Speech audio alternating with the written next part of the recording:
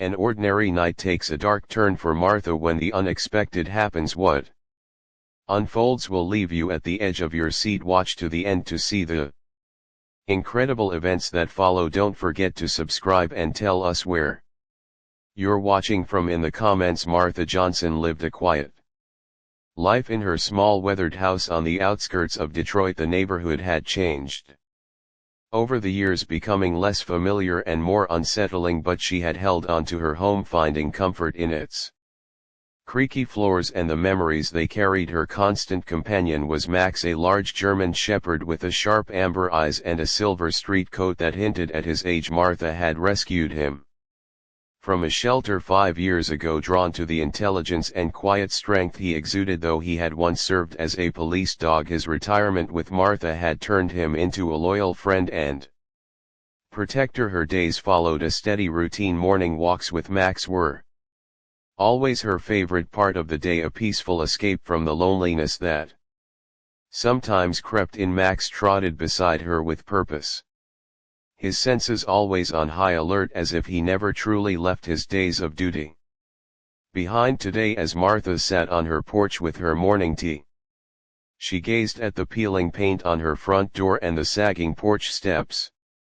Her home, much like herself, was showing its age. She had been saving for years to fix it, but had always found a reason to delay. Now, with the neighborhood becoming less safe, she decided it was time. The money she had saved would finally go toward repairs and upgrades to ensure her house remained her sanctuary. The decision made, Martha prepared for her trip to the bank. She dressed in her neat, simple coat and comfortable shoes, tucking her worn leather handbag under her arm. Max sat by the door, his ears perked and his gaze fixed on her. "You stay here, boy," she said, gently patting his head. "I won't be long." Max let out a soft whine but stayed obediently as she closed the door behind her. The walk to the bank was uneventful, though Martha couldn't shake the feeling of being watched. The streets were quiet, the crisp autumn air carrying the faint scent of leaves and distant exhaust. Inside the bank she approached the teller, a young woman with a kind smile, and made her withdraw as the teller counted the bills. Martha glanced around. Her gaze landed on 2 men in the corner. They were dressed in leather jackets, one with a shaved head and the other with a messy beard.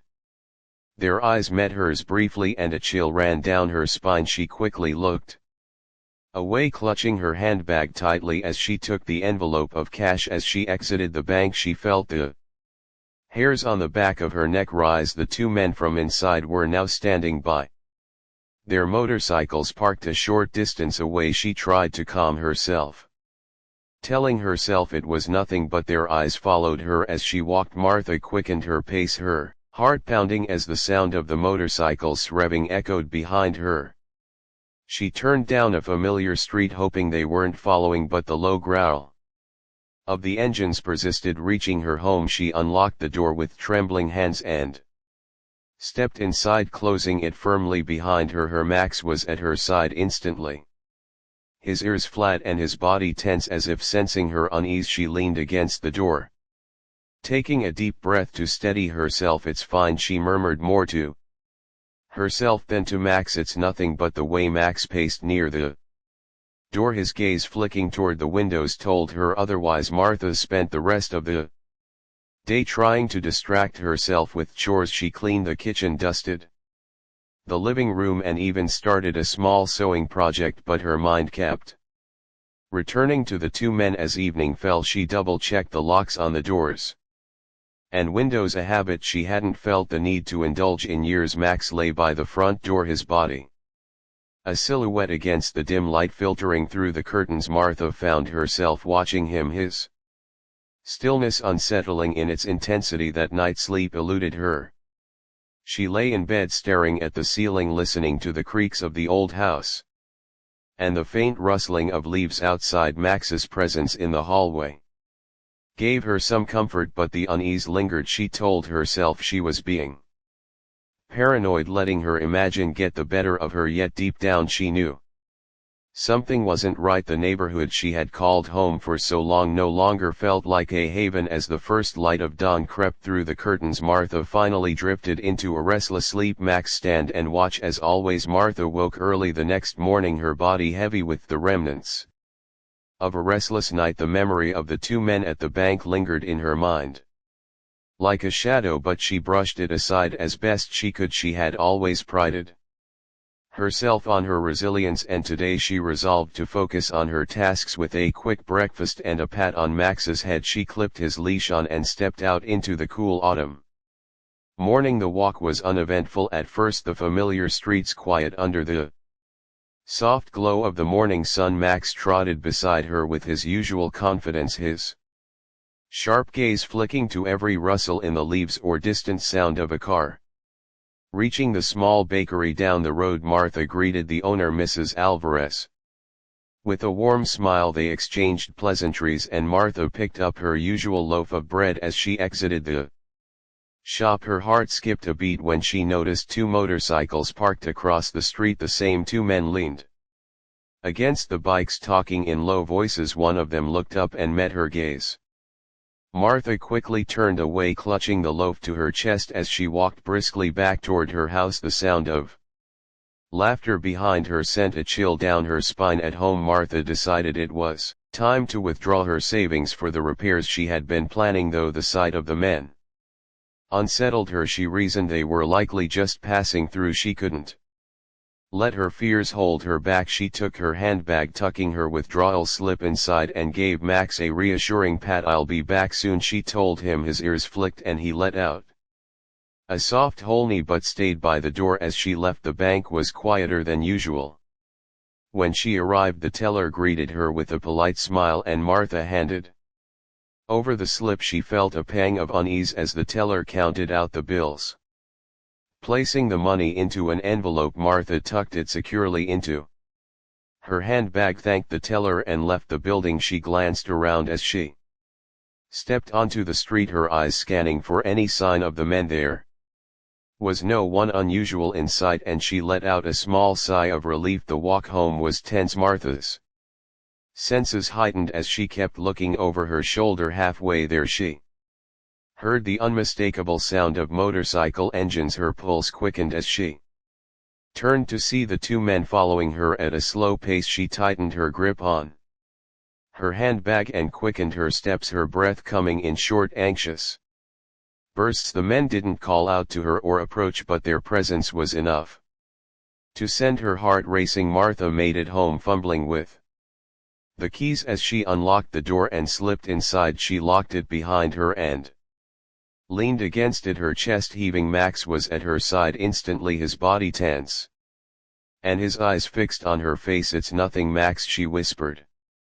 Though her trembling hands betrayed her words, she peeked through the curtains, her stomach dropping when she saw the motorcycles parked a short distance down the street. The men sat them talking and laughing as if they had all the time in the world. The rest of the afternoon passed in a haze of unease. Martha kept the curtains drawn, her eyes darting to the windows at every small sound. Max remained by her side, his usual relaxed demeanor replaced with a watchfulness that made her heart ache with both gratitude and fear. She knew she should call someone, perhaps her son, but she didn't want to worry him unnecessarily. She convinced herself that the men would leave soon, that they had no reason to linger. As evening fell, the motorcycles roared to life, and Martha felt a surge of relief as the men sped off down the street. She watched them disappear, her hands gripping the windowsill so tightly her knuckles turned white. "They're gone,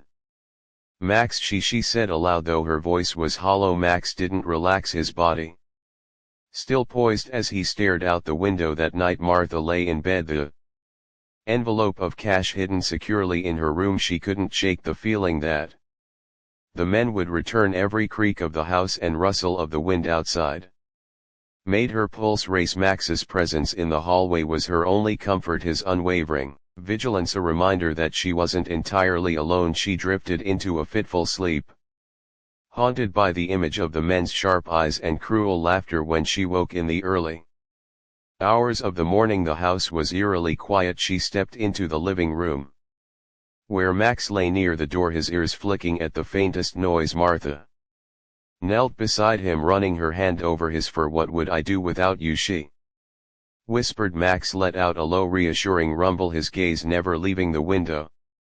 For a moment she felt a flicker of hope, but deep down she knew this wasn't over. The evening air was thick with tension as Martha sat in her living room, absently stroking Max's fur. The house was eerily quiet save for the occasional creak of the floorboards and the soft rustle of leaves outside. Max lay by her side, his head resting on his paws, but his eyes were fixed on the front door. Martha couldn't shake the feeling that something was wrong. Her mind kept circling back to the two men who had followed her. She told herself they were gone, but a persistent unease gnawed at her.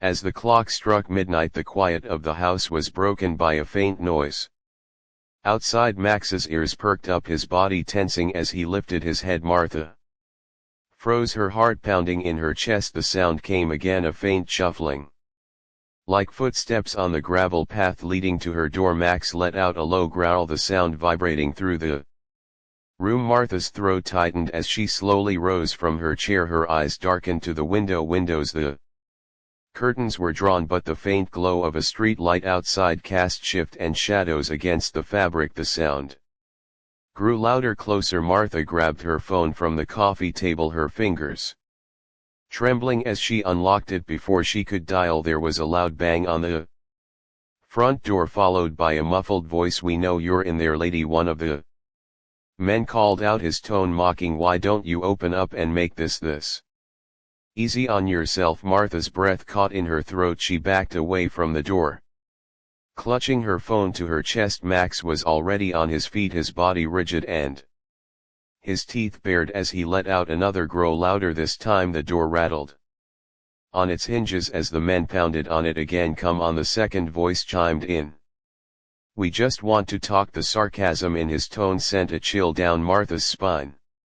Her mind raced. She had locked the door and reinforced it earlier, but she knew it wouldn't hold if they tried to force their way in. She needed to call the police, but her hands were shaking too much to dial. Another loud bang echoed through the house, and she heard the unmistakable sound of wood splintering. The door burst open, the lock giving way under the force of a heavy kick. Martha screamed, stumbling back as the two men stepped inside. The taller one, with a shaved head and a cruel smirk, held a crowbar in his hand. The other, wiry and quick, glanced around the room with sharp eyes. "Told you it wouldn't take long," the taller man said, his gaze settling on Martha. "Now let's not make this harder than it needs to be." Martha's back hit the wall, her heart hammering in her chest. "Please," she said, her voice barely above a whisper, "just take what you want and leave." The wiry man laughed, a harsh grating sound. "Oh, we will, but first, why don't you hand over that money you took from the bank earlier?" He took a step closer and Martha flinched, clutching her phone as if it could shield her before the man could take another step. Max lunged forward with a ferocious bark that filled the room. The taller man barely had time to react before Max's powerful jaws clamped down on his arm, forcing him to drop the crowbar. The man let out a howl of pain, staggering back as he tried to shake Max off. The wiry man shouted in surprise, reaching for a knife tucked into his belt. "Get that damn dog off him," he yelled. Martha's fear turned to adrenaline as she saw Max holding his ground. She knew she had to act fast. Her eyes darted to the crowbar lying on the floor and she scrambled to grab it. The wiry man lunged toward her, but Max released his grip on the taller man and intercepted him, knocking him off balance. The man fell to the floor with a thud, his knife skittering out of reach. The taller man, clutching his bleeding arm, swung wildly at Max with his free hand, but the dog was too quick. Max dodged the blow and lunged again, his growl low and menacing as he drove the man back toward the door. Martha, gripping the crowbar with all her strength, stood her ground as the wiry man got to his feet, his face twisted with rage. "You're going to regret this," he spat, his eyes darting between her and Max. Martha's voice trembled, but she forced herself to speak. "Get out of my House, she said, lifting the crowbar higher. Now the wiry man hesitated, his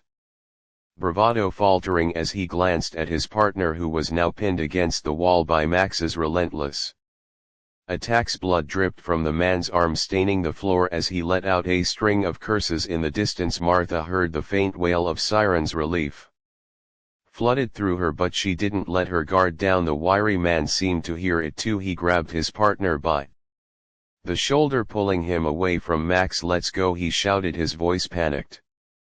The taller man stumbled towards the door, clutching his injured arm. Max barked after them, his body tense as he chased them to the threshold. The men bolted into the night, their retreating footsteps echoing down the street. Max stopped at the doorway, his chest heaving and his eyes fixed on the darkness. Martha sank to her knees, the crowbar slipping from her hands as she reached out to Max. "You did it, boy," she whispered, her voice breaking. "You saved us." The sirens grew louder, and moments later the flashing lights of a police car illuminated the street outside. 2 officers rushed to the door. Their weapons drawn, they scanned the room, taking in the broken door and the blood stains on the floor. "Ma'am, are you all right?" one of them asked, his voice urgent but calm. Martha nodded, tears streaming down her face. She gestured to Max, who stood protectively by her side.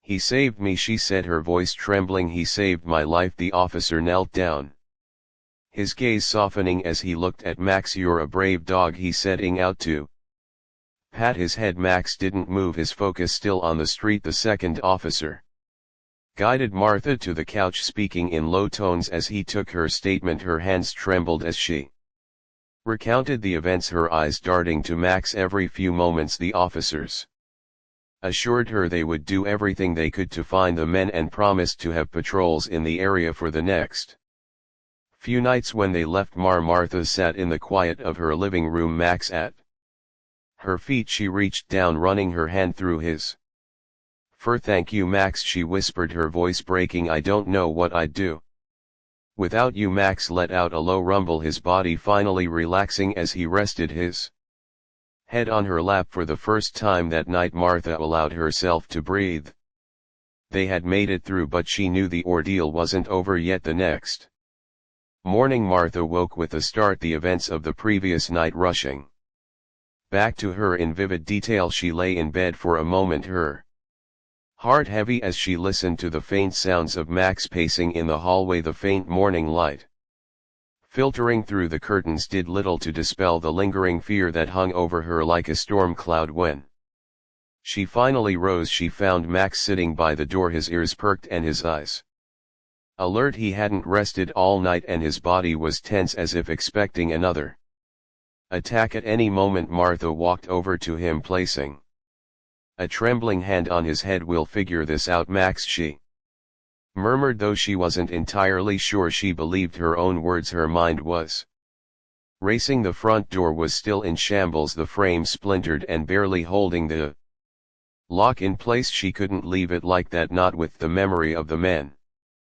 forcing their way inside still fresh in her mind. She had to make her home secure again, and she had to do it quickly. After a quick breakfast, she reached for the phone and called a local handyman, Mr. Leonard, who had done work for her in the past. Asked. His voice was warm and reassuring as he promised to come by as soon as he could. Martha hung up the phone and sighed, feeling a small flicker of relief, but there was still so much to do. She couldn't shake the feeling that the men might return, and she wasn't willing to take any chances, determined to fortify her home. Martha went to the bank again, withdrawing more of her savings. This time she was hyper-aware of her surroundings, her eyes scanning for any sign of danger. The bank teller noticed her unease and offered a kind smile, but it did little to calm her nerves. She tucked the money into her bag and hurried home, glancing over her shoulder every few steps. Thankfully the streets were quiet, and she made it back without incident. But by the time Mr. Leonard arrived, Martha was already going over a list of repairs in her head. She greeted him at the door, her voice steady but her hands still trembling slightly. He took one look at the broken door and shook his head. "Miss Martha, I can't believe this happened," he said, his tone filled With concern, this neighborhood used to be so safe. Martha nodded her lips. Pressed into a thin line. It's not the same anymore, she admitted. Quietly, I need this door fixed and I need it to be secure. Can you help me? With that, Mr. Leonard rolled up his sleeves and got to work replacing the damaged frame and installing a new heavy-duty lock. At Martha's request, he added a sliding bolt for extra security. While he worked, Martha called a hardware store and ordered several security cameras as well as an alarm system. If she was going to stay in this house, she needed to make sure it was as safe as possible. Max stayed close to her the entire time, his watchful eyes following Mr. Leonard's every move. The handyman chuckled at the dog's intensity. Looks like you got yourself a real guardian here, he said with a smile. Martha managed a weak laugh. He's more than that, she replied. He's the reason I'm still standing here. By late afternoon, the door was fixed and the house was starting to feel like a fortress. Martha installed the security cameras herself, mounting them on the corners of the house and connecting them to her old laptop. The live feed showed her front porch, backyard and side yard, giving her a sense of control she hadn't felt in days. She tested the cameras repeatedly, ensuring that every angle was covered. When she was satisfied, she turned her attention to the windows, checking the locks and adding small battery-powered alarms that would sound if anyone tried to open them as the sun began to set. Martha sat on the porch with Max by her side, watching the quiet street. The repairs had given her a sense of accomplishment, but the fear lingered, a constant undercurrent that refused to be silenced. She thought about the men who had broken in, the malice in their eyes and the way they had looked at her as if she were nothing more than an obstacle in their path. It wasn't just about the money, there had been something deeper, something rooted in hate, and that realization sent a fresh wave of unease through her. Max let out a low rumble, breaking Martha's train of thought. She followed his gaze and saw a figure walking down the street, a shadowy silhouette against the fading light. Her breath caught in her throat, but as the figure drew closer, she recognized one of her neighbors and exhaled shakily. The man gave her a polite wave as he passed, and Martha forced herself to wave back, though her hand felt heavy. That night, Martha prepared a simple dinner for herself and a special treat for Max, a roasted chicken she had saved for a special occasion. She watched as he devoured it, his tail wagging slightly for the first time all day. You deserve it, Max, she said softly, her voice thick with emotion. You deserve so much more than I could ever give you. When the house was quiet again, Martha double-checked the locks on the doors and windows before settling into her chair with a book. Max lay at her feet, his head resting on his paws, but his ears still flicking at every sound. Martha tried to focus on the words in front of her, but her mind kept drifting. She thought about calling her son Nathan and asking him to visit, but she dismissed the idea just as quickly. He had his own life, his own worries. She didn't want to burden him with her fears. As the hours ticked by, the house grew darker and quieter. Martha finally set the book aside and got up to prepare for bed. Max followed her to the bedroom, his nails clicking softly on the wooden floor. He settled in the hallway, his body positioned so he could see both the front door and Martha's room. She lay in bed staring at the ceiling, her mind racing with what if sleep didn't come easily, but when it finally did, it was filled with restless dreams. In the early hours of the morning, Martha woke to the sound of Max growling softly. Her heart leapt into her throat as she sat up, her eyes dead to the doorway. Max was on his feet, his body tense and his ears pricked forward. The low steady growl vibrating from his chest sent a chill down her spine. She strained her ears, trying to hear what had set him off, but the house was silent. Max, she whispered, her voice trembling. What is it? He didn't respond, his gaze fixed on the hallway as if he could see something she couldn't. Martha's pulse quickened as she swung her legs over the side of the bed, her bare feet touching the cold floor. She reached for the small flashlight on her nightstand and clicked it on the beam of light, casting long shadows on The walls. Max let out a sharp bark, startling Martha so badly she nearly dropped the flashlight. She hurried to the hallway, her heart pounding as she followed Max's gaze. Her stomach dropped when she noticed the faint sound of movement outside, a shuffling noise that was barely audible but unmistakable. She turned off the flashlight, her hands shaken as she clutched it to her chest. The fear that had been simmering inside her now boiled over. Whatever it was, she knew it wasn't over yet. The stillness of the night was shattered by the sound of splintering wood. Martha jolted upright, her breath catching in her throat as she heard the unmistakable noise of the front door giving way. Max was already in motion, his growls echoing through the hallway as he bounded toward the source of the intrusion. Martha grabbed the small flashlight from her nightstand and crept toward the door, her heart pounding so loudly it drowned out almost every other sound she could hear. Voices, now harsh and low, followed by the sound of heavy boots on the floor. She peeked around the corner and saw them, the two men from before. The taller one held a crowbar, his face twisted in a sneer, while the wiry one scanned the room with sharp Darren eyes. They didn't notice her yet, too focused on the space in front of them. "This place is a dump," the Wien muttered, kicking a small table out of his way. "Let's grab the cash and get out." Martha's knees nearly buckled as fear coursed through her. She clutched the flashlight like a lifeline, her mind racing for what to do. Max was already in the living room, his body low and tense as he prepared to strike. The taller man noticed him first, his smirk faltering as he raised the crowbar. "Damn dog," he muttered, but before he could act, Max lunged. His powerful jaws clamped down on the man's arm, forcing him to drop the weapon. With a loud clang, the man screamed, stumbling backward as Max growled and held his grip. The wiry man reacted quickly, pulling a knife from his belt and stepping toward Max. "Get off him," he shouted, but Max released the taller man just in time to dodge the knife. Martha's terror turned to adrenaline as she realized she had to act. She spotted the crowbar on the floor and darted forward, grabbing it before the wiry man could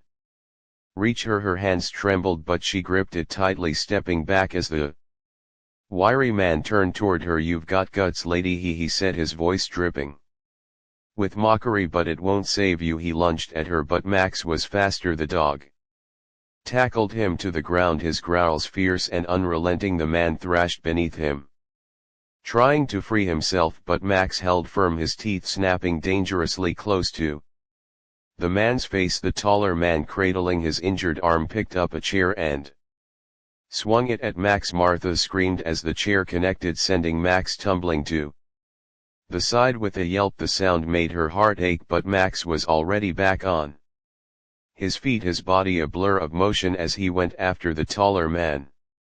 Again Martha raised the crowbar and swung it at the wiry man as he tried to get up, hitting him in the shoulder. He cried out, stumbling back and clutching his arm. "Enough of this," the taller man shouted, his voice filled with frustration and pain. He turned to his partner. "We're wasting time, let's get out of here." The wiry man hesitated, his eyes darting between Martha and Max. The sound of sirens in the distance sealed his decision. "Fine," he spat, grabbing the taller man by the uninjured arm. "Let's go." They stumbled toward the door, their retreat clumsy and frantic. Max barked after them, his body tense and ready to chase, but Martha called out, her voice sharp and desperate, "Max, stay." He froze, his chest heaving as he watched the men disappear into the night. Martha's hands shook as she dropped the crowbar and fell to her knees beside Max, wrapping her arms around him. "You're amazing," she whispered, her voice breaking. "You saved me again." The alarm became stronger, and minutes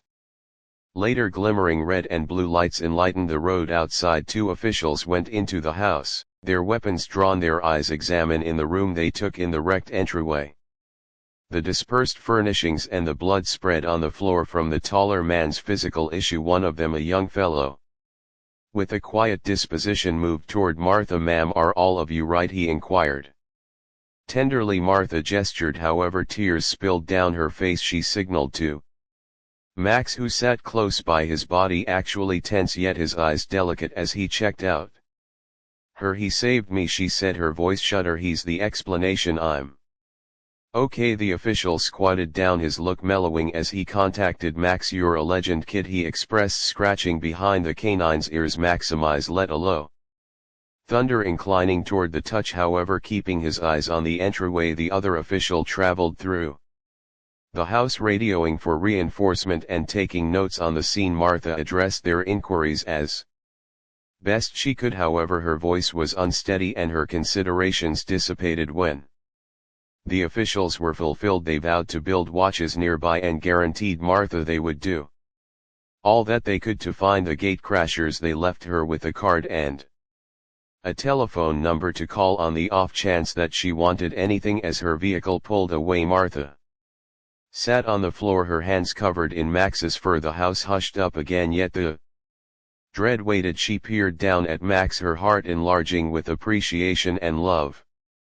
What might I manage without you, she murmured. Max squinted up at her, his eyes loaded up with a peaceful strength that made her tears stream. Another, she knew the risk wasn't totally gone, however for the second she had a real sense of security. Together they had confronted the murkiness and come out the opposite side. The next morning the house was filled with a frightful calm. Martha found a spot at her kitchen table, her hands folded over a steaming mug of espresso. The occasions of the earlier night repaid to her in sharp sections: the crashing entryway, Max's snarls, the frantic battle to safeguard her home. Her body ached, not simply from the actual cost, however from the profound load.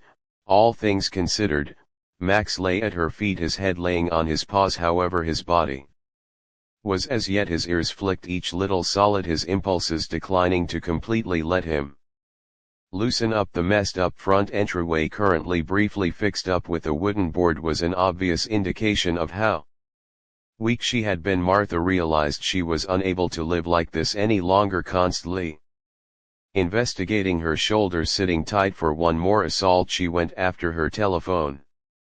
What's more, dialed her child Nathan. The line rang 2 times before his voice, lethargic yet warm, addressed mother. All that all right, he asked, concerned crawling into his tone. Martha delayed the slightest bit, her voice shaking when she at last spoke. Nathan, there was a break in Max. He saved me once more, yet I don't have a good sense of reassurance here any longer. The quietness on the opposite stopping point was weighty. She could hear Nathan's sharp admission of breath before he spoke. I'm coming, mother, I'll book the first trip out. You don't need to confront this by itself. Martha's chest fixed with both alleviation and culpability. Thank you, darling, she said delicately. I simply need you here for a brief period while I previously begun getting the house. However it doesn't feel like sufficient. When Nathan showed up that midday, the strain in the house had facilitated marginally seeing her child's tall, expansive figure fill the entryway, brought a feeling of solace Martha hadn't felt in days. Nathan wrapped her in a warm embrace, his arms consistent and consoling. I'm so sorry this happened, he mumbled, his look moved to Max, who stood close by, tail swaying somewhat yet at the same time on alert. Nathan hunched down, scouring Max behind the ears. You're a legend, Max, thank you for safeguarding mother. The remainder of the day was a haze of action. Nathan quickly got to work supporting the front entryway with more grounded materials and introducing extra locks on all the windows. Together they mounted greater surveillance cameras around the property, guaranteeing each point was covered. Nathan likewise assisted Martha with setting up movement-initiated lights along the front yard and back rear entryway. With each new expansion, Martha felt a developing feeling of control. Interestingly, since the difficulty started, she felt like she was reclaiming her life. That night Nathan demanded getting ready supper while Martha laid. She sat on the love seat with Max by her side, watching her child move around the kitchen. No sweat, the fragrance of broiled chicken and newly prepared bread floated through the house quickly, covering the waiting trepidation. As they ate together, Nathan shared anecdotes about his work and day-to-day existence, diverting Martha from her viewpoints. She grinned and giggled, however her brain sporadically floated back to the ones who had attacked her Home after supper. Martha and Nathan talked about her subsequent stages. I figure you ought to remain with me. For some time Nathan said, his tone firm yet delicate, essentially until you have a real sense of security. Again Martha shook her head, her appearance fearless. This is my home, Nathan. I've consumed my entire time on earth here. I won't let several hooligans drive me out. Nathan murmured, however didn't drive further, rather he proposed to assist her train with maxing with extra orders to answer possible dangers over the course of the following couple of days. They rehearsed together, making situations to get ready both Martha and Max for any future risk. Nathan likewise showed her how to utilize the pepper splash he had brought and investigated the security conventions he had executed around the house. Every example presented to Martha somewhat more certainty, however she realized it would require investment for the apprehension to blur totally. As Nathan's visit reached a conclusion, Martha felt an ache of trouble. She embraced him firmly at the air terminal, her eyes clouding over. Thank you for all that, she said. Her voice shudder. I could never have done this without you. Nathan grinned, brushing a tear from her cheek. You're more grounded than you suspect, mother, and you have Max. He'll guard you back at home. The days started to sink into a new routine. Martha found comfort in little minutes, keeping an eye on her nursery, getting a charge out of calm nights on the yard, and watching Max watch the house with steadfast cautiousness. The neighbors who had caught wind of the break-in swung by with kind words and offers of help. Mrs. Alvarez from the pastry shop brought over a portion of her best bread, and Mr. Leonard checked in consistently to guarantee everything was still secure. One evening Martha got a surprising call from the nearby police station. The official on the line made sense of that. They needed to respect Max for his boldness and welcomed her to a little function at the station. Martha was shocked yet profoundly contacted. She concurred, and a couple of days after the fact she and Max advanced toward the occasion. The station was clamoring with action when they showed up, and Martha was shocked to see a little group assembled: external neighbors, cops, and, surprisingly, a couple of nearby correspondents had come to observe Max's chivalrous activities as she and Max strolled through the group. Commendation emitted, and Martha felt her cheeks flush with feeling. Max at any point cool-headed swayed his tail as though he comprehended the meaning existing apart from everything else. The head of police ventured forward, a glimmering metal close by. He grinned energetically at Max prior to tending to the group. Today we honor a genuine legend. Max showed remarkable boldness and dependability, safeguarding his proprietor despite peril. It's few out of every odd day we see such courage, and for that we say thanks to him. As the boss stooped down and set the medal around Max's neck, the group cheered, their voices filling the air. Martha's eyes loaded up with tears as she bowed alongside Max, running her fingers through his fur. You merit this maximum, she murmured, her voice breaking. You're my legend. The function was a mixed second for Martha. She was glad for Max and thankful for the help of her local area, yet the memory of what had happened still waited. And as she and Max headed back home that night, the metal flickering in the blurring daylight, Martha felt a feeling of conclusion. They had confronted something horrible together and come out more grounded on the opposite side. That evening Martha arranged an extraordinary supper for Max, preparing his one feast of broiled chicken. They sat together on the yard, the cool night digitally embellishing against their skin as they watched the stars.